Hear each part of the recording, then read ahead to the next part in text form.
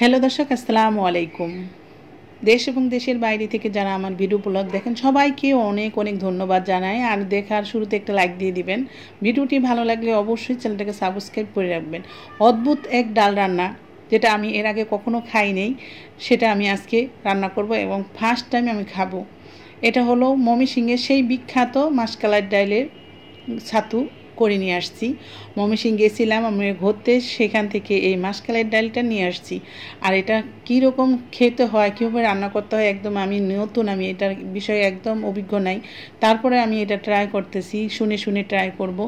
আর এটা রান্নাটা কীরকম হবে অবশ্যই আমি জানাবো।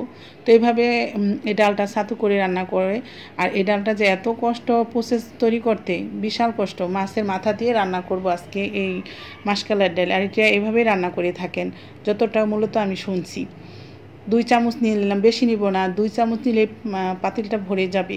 তারপরে এখানে পেঁয়াজ, কাঁচামরিচ, রসুন, তারপরে তেজপাতা, আদা বাটা, রসুন বাটা, জিরা বাটা, হলুদ, ধনিয়া, লবণ সব কিছু নিয়ে নিয়েছি। তারপর নেওয়ার পর বেশ পরিমাণ পানি দিয়ে দিতে হবে। অল্প পানি দিলে হবে না, বেশ পরিমাণ পানি দিয়ে ঘন্টাখানেক এটাকে সিদ্ধ করতে হবে। যেহেতু ছাতু করা হলেও অনেক ভালো করে সিদ্ধ করতে হয়। যতটা জাল দিবেন এটা খেতে ততটাই মজা হয়।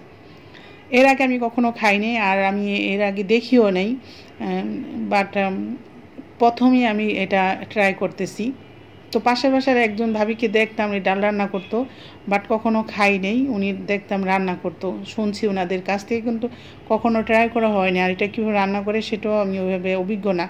তারপরে নিলাম মাছগুলো, কাঁচাগুলো ভেজে নিব। ভেজে নেওয়ার পরে এখানে দিব। যখনই এটা ঘনত্ব হয়ে আসবে, সিদ্ধ হয়ে আসবে, তখনই দিব, এর আগে দিব না।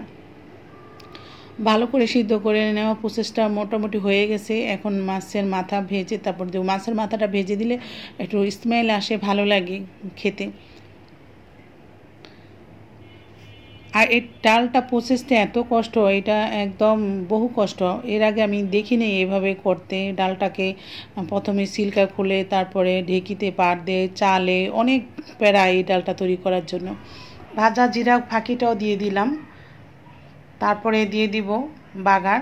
এখানে পেঁয়াজ আর মরিচ নিয়েছি। রসুন দিব না, রসুন ভালো লাগে না স্মেলটা, যেহেতু এর আগে রসুন দিয়েছি। ফোজন করা ধনিয়া পাতা দিয়ে দিলাম। আপনারা আমার মতন ফোজন করতে পারেন, ধনিয়া পাতা 12 মাস রেখে খেতে পারেন। তো আমি 12 মাসেই ধনিয়া পাতা এভাবে ফোজন করে তারপরে খাই। এটা আগুনে দিলেই ছুটে যাবে, নামায় রাখবেন না। যতটুকু লাগে একদম ফ্রিজ থেকেই বার করবেন, ফ্রিজ থেকেই সঙ্গে সঙ্গে রেখে দিতে হবে। বের করে রাখা যাবে না, রাখলেই পাতাটা পুরা সিদ্ধ হয়ে যাবে। তো মোটামুটি ডাল কিন্তু রান্না আমার হয়ে গেল। এখন আমি দেখব, এটা ট্রাই করব। মাশাআল্লাহ এত মজা হয়েছে। আর ফার্স্ট টাইম রান্না করছি, এত মজা হবে এটা কল্পনা করতে পারিনি। আর এত স্বাদ, এই ডালটা স্বাদটা এত মজা, সবার মুখে শুনেছি। সত্যি অসাধারণ এই ডাল খেতে।